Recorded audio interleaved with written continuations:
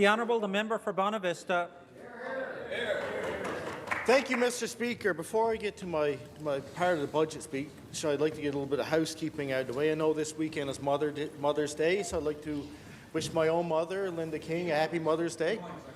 Oh, and to the Minister of Fisheries and all the other mothers here in the province. Special Mother's Day wishing to my Aunt Dean Edwards and Aunt Nancy Edwards, who are a big part of my life.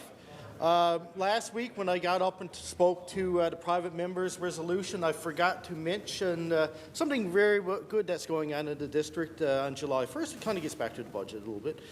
New Curtain Theatre, it's run by Jeff Adams. He's putting on a production this summer called A Soldier's Heart, and I very much, that's out of Georges Brook Milton, I very much look forward to that production.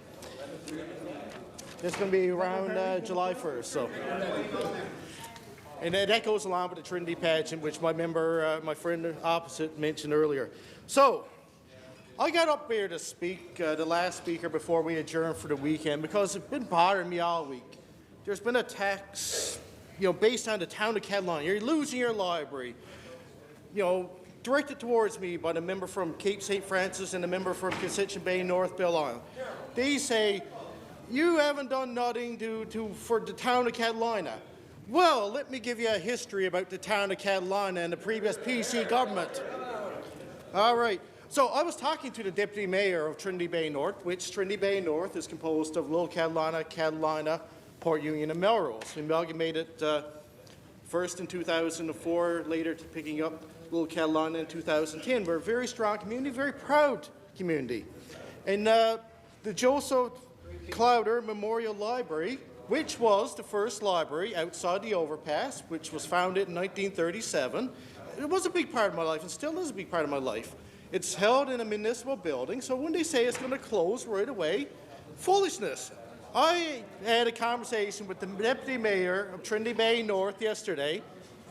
Oh, they're not listening. They only talk when they want to talk and listen when they want to listen. But anyway, so I had a conversation with the Deputy Mayor of Trinity Bay North yesterday, and we're going to work on a solution to keep that open. I'm all about listening. It's a big part. It's a historical part of our community and a vital part of our community. So I'm committed to keeping that library open. So, but the previous 4 years prior, the town of Catalina and the municipality of Trinity Bay North was ignored by the previous member and the previous government. It is shameful. In 2012, Catalina Elementary was on the chopping block. Now, that's a school that was opened in 1990. Modern school, a lot of money invested into it. 2012, they're going to shut it down. Shut it down, boys, shut it down. Let's move everyone to Bonavista. Let's shut it down. No, the community fought for that school. The Minister of Education, today's Minister of Education, fought for that school. I fought for that school, and I'll still fight every day for the people in my district. But what did the previous government and the previous minister do? Work behind the scenes. And I've got a good authority to work behind the scenes, work behind, talking to the school board, say, close down, move to Bonavista. Now, that's shameful. That's the type of commitment we got from the previous government in the municipality of Trinity Bay North. Shocking.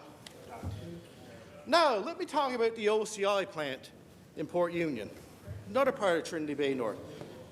Igor ravaged that building in 2010. You didn't cause Igor, but you didn't step up to the plate to help solve the problem, did you? 2012. Moved out, took everything out of it. The previous government didn't stand up, fight for that plant. No. But you look at the Minister of Fisheries now in his hometown, he's standing up fighting for that. So, damage done at Trinity Bay North, not a thing, not a mention. In Bay de Verde, we got good support. So, boys, when they talk about Catalina, Port Union, or Trinity Bay North, it is absolutely ridiculous that they would actually bring it up. They should be ashamed. No, the Sir William Ford Coker Foundation, talk about leveraging government money. So they had an opportunity to leverage $100,000 of federal funding. Now this last year, but they couldn't get $60,000 from the provincial government to leverage that funding, so they got nothing at all. Shameful. You know what happened? $45,000 went to the Trail Association. You get 2 people campaigning against me. Did they win? No, they didn't. They weren't successful. Better man won. No, the former premier likes to talk down to people who don't agree with them, such as our young MHA, which is disgraceful terminology, right? It's a shame. Wanted to lecture me on the Bonavista Hospital, talking about x-rays being gone, laundry being gone. Well, I've got a meeting with Minister Haggie the week after next with key stakeholders. That's going to be the topic of discussion. Now, what the former premier won't talk about is the 4 doctors that left from January to March of last year that weren't replaced, and the reason why they left, because they had their incentives taken from them in a rural area. They weren't replaced. Where was the big uproar then?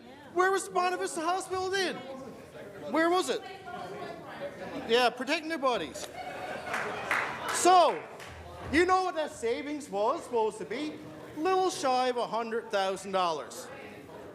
You know what it actually cost with locums? Flying them in from Ontario, bringing them in from different parts of the province, putting them up. How much? Put them up in the nice hotel in Bonavista. How much? Over $500,000. So that's your Catalina library there, plus many more. You know what I did? Oh, you know what I did? Within a month of being sworn in, I met with Eastern Health to discuss the issue that went silent on those people. So, talking about the Bonavista Hospital again. Well, it is. $500,000 was budgeted for the Bonavista Hospital for improvements in 2014. Guess what happened in 2015? Got canceled. Yeah. All right. Who canceled? Oh, well, in the 2015, the previous government. Now, we can't go doing the blame game all the time, but I'm just presenting the facts as they lie. So they say good intentions is a pathway straight to you-know-where. And I had good intentions when I went to the NAPE rally the Monday past. You know, I was invited by local NAPE leadership. So what came out of that was the friends of the NDP decided they're going to ambush me there. Put a camera in my face, and when I talked about how good I am and how proactive I am, how good I am and how proactive I am when working with the communities, they said, oh, the College of the North Atlantic's closing now, is it? So they had a big rally planned for last Saturday. Oh, save the CNA. Well, you know what that rally turned into? Another budget protest because the facts came out. So here, Mr. Speaker, here's what happened, and here's what I've been doing since I've been elected. So, between 2013 and 2015, enrollment went from 120 students down to 65. 120 students, where it should be, down to 65. You know what left the campus? Office administration, when the demand was still there. Adult basic education was privatized, taken out of school, and it's cost us more money ever since. Well, that's more money for the Catalina Library, isn't it? They took half a plumbing program. There was 12 students in Bonavista. Decided they're going to take the other half. No offense to the Minister of Transportation and Works, but decided they're going to take half, put them in Grand Falls, spend $400,000 on infrastructure that we already had. There was no wait list, and move it out of there. So we got 6 students. So where did the money go? Oh, well, that's our libraries, right? That's our libraries. So they got rid of the wildlife management program, and also, what happened? We lost the Bonavista Institute of Cultural Tourism over $10,000. Now, the Bonavista Institute of Cultural Tourism was the center of excellence for tourism in this province. The Harris Center out of Mon loved it. It It helped people during the shoulder seasons of the tourism industry, given the appropriate training, grew our economy, but because of $10,000, which they couldn't get, they said, all right, we're going to get rid of that. So we had some great meetings with Bonavista Area Chamber of Commerce when the Minister of Tourism, Business, Tourism, Culture, and Rural Development was out. And, and I'm going to work with him, and I'm going to work with the Federal Minister, Judy Foote, to try to get some money to get that institute up and running again. So, when the buddies of the NDP, the Nate, Jerry Earl and them said, oh yeah, College of the North Atlantic's closing down. College of the North Atlantic and Bonavista is closing down. Well, I said, no, it's not. And here's what I've been doing. When I got elected on November 30th, I met with the new manager of the College of the North Atlantic immediately in December. We came up with a plan to grow the college. He's new to it, and he wants to see it grow.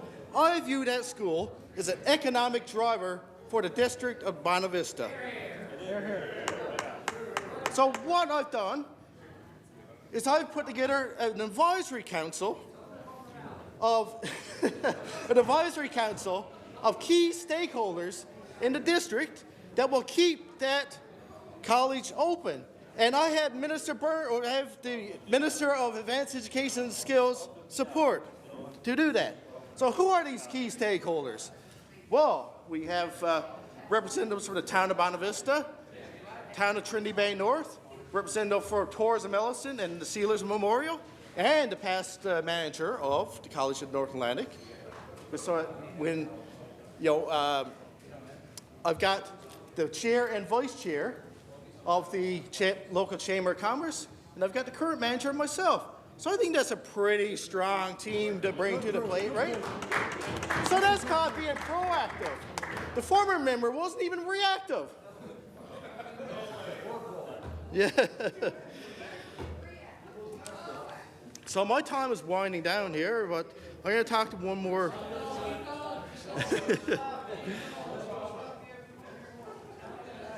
So we look at rural broadband internet.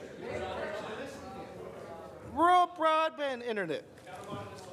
So in the District of Bonavista, I've been getting emails since I've been elected about where's our rural internet. So I talked to the minister about it, and he said, as an MHA, you reach out to Bill, you call Mark Duggan and Bill, and you set everything up. So why hasn't that been done over the previous few years? So I'm going to take advantage of the $2 million that we're putting in here, the $500 million that's put in by the federal government, and leverage internet broadband for our area. We need it. It's vital to the tourism industry. It's vital to people who want to utilize the internet without taking up a data package, because it's a right for the people of Newfoundland and Labrador in rural areas. What's that? So, I've got another 20 minutes to speak, so I'm just going to wind it down here. But, Mr. Speaker, I look forward to having that 20 minutes to talk. So, I am committed. I'm committed. Both sides. The Honourable the Member for Bonavista. All right. Thank you for the protection, Mr. Speaker. Well, I think I might have got the lead role in the Trinity pageant after this one, but so with that, I'm just going to leave it at that. I'm going to get another 20 minutes to speak. I'm going to talk about what's in the budget for the district, how the budget is going to positively affect the people in my district, and what our plans long-term for. And the next time I speak for 20 minutes, it's going to be about the fishery as well, because the fishery is vital to the people of the District of Bonavista. So, Mr. Speaker, thank you for your time.